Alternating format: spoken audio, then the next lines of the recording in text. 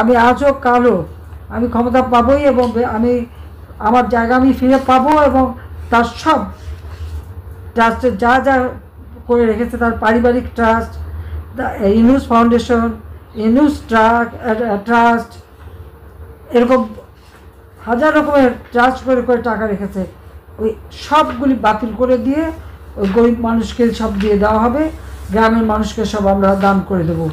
এটাই হচ্ছে মানে আমার প্রতিজ্ঞা।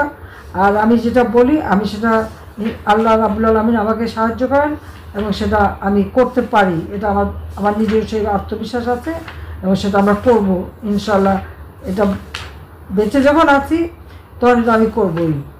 এই বিধবাদের টাকা, স্বামী নিগৃহীতদের টাকা, প্রতিবন্ধীদের টাকা, মুক্তিযোদ্ধাদের টাকা, যত ভাতা, এই সব টাকাগুলি কিন্তু এরা চুরি করে খেয়েছে, মেরে দিয়েছে আর সব পাচার করেছে। প্রত্যেকটা ছাত্রছাত্রীর জন্য বিনামূল্যে আমরা বই জানুয়ারি মাসের 1 তারিখে দিয়েছি, ওই এখন পর্যন্ত কিন্তু সব বই হাতে দিতে পারে নাই। অথচ আমরা বই ছাপানোর জন্য বাজেটে টাকা দিয়েছি, সেখানে আরও অতিরিক্ত 700 কোটি টাকা অতিরিক্ত টাকা নিয়েছে বই ছাপাতে, কিন্তু বইয়ের দেখা নাই। টাকাগুলি গেল কোথায়, কার পকেটে গেল? তার বিরুদ্ধে তো দুর্নীতি দমন কমিশনের মামলা ছিল, সেই মামলা সে কন্টেস্ট করলো না। কারণ সে যদি এতই সৎ থাকবে তার তো কন্টেস্ট করা উচিত ছিল। আর এখন তার সাথে তাদের যে সমন্বয়ক কয়টা আছে, তারা কত টাকার মালিক, এর পাই পাই হিসাব আমরা নেব। আর আল্লাহ যখন বাঁচিয়ে রেখেছে, আমি এটা বিশ্বাস করি যে যারা আমাদের জাতির শত্রু, গণশত্রু, জনগণের শত্রু, যারা এই দেশটাকে ধ্বংস করতে চায়, তাদের চেহারাটা আজকে সকলের কাছে একেবারে স্পষ্ট হয়ে গেছে, তাদের চেহারাটা উন্মুক্ত হয়ে গেছে। আল্লাহ বোধহয় এটাই চাচ্ছিলেন যে এরা ভিতরে ঘাপটি মেরে মেরে খালি তোমাদের ক্ষতি করতো, আজকে এদেরকে চিনে রাখো। কাজে আল্লাহ সেটা চিনিয়ে দিলেন। গরিবরে খাবার দেবে না, মানুষকে ভাতে মারবে, কৃষককে মারবে, শ্রমিকরে কাজ কেড়ে নেবে, শ্রমিকরে মারবে, আর এদিকে নিজেরা মোটা টাকা বানিয়ে বসে আছে। কেউ 100 কোটি টাকা নিজে চিন্তাই করতে পারে না।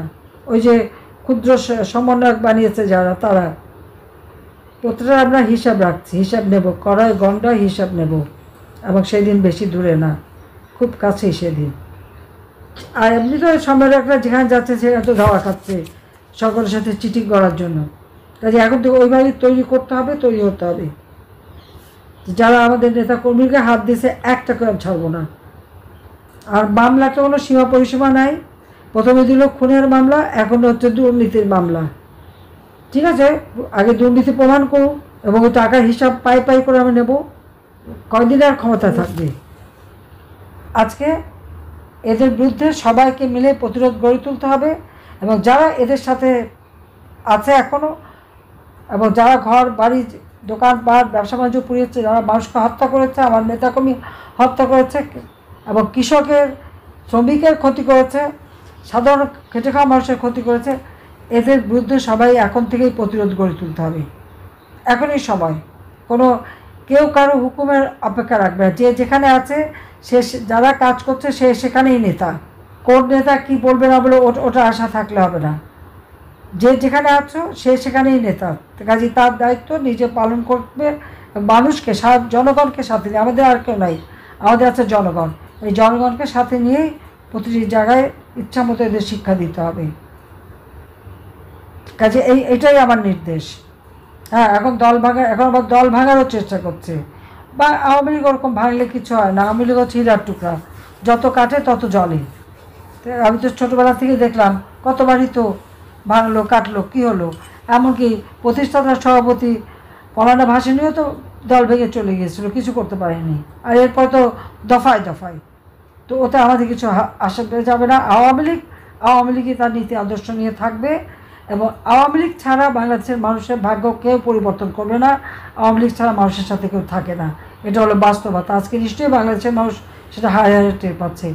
আজকে সমস্ত আওয়ামী লীগের নেতাকর্মী, মুক্তিযুদ্ধের সপক্ষ শক্তি, 14 দলের নেতাকর্মী যে যেখানে আছে, সবাইকে নিয়ে এক হয়ে এখন থেকেই জনমত সৃষ্টি করা, মানুষের পাশে দাঁড়ানো এবং এগিয়ে যাওয়া। ইনশাআল্লাহ জনতার জয় হবে হবে। আর আমি আছি, আমি যেখানেই যাই আমার মনটা তো বাংলাদেশে পড়ে আছে। আর আমি বাংলাদেশের সব এলাকায় আমি সবার সাথে কথা বলি, কথা বলে যাচ্ছি।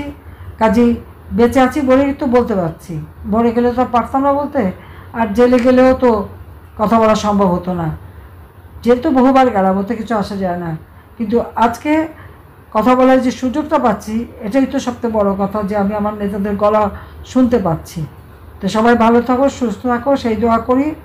জেলে যারা আছে আর যারা আপনজন হারানোর বেদনা নিয়ে আছে সবার প্রতি আমার সমবেদনা জানাচ্ছি। সবাই ভালো থাকো। জয় বাংলা, জয় বঙ্গবন্ধু, বাংলাদেশ চির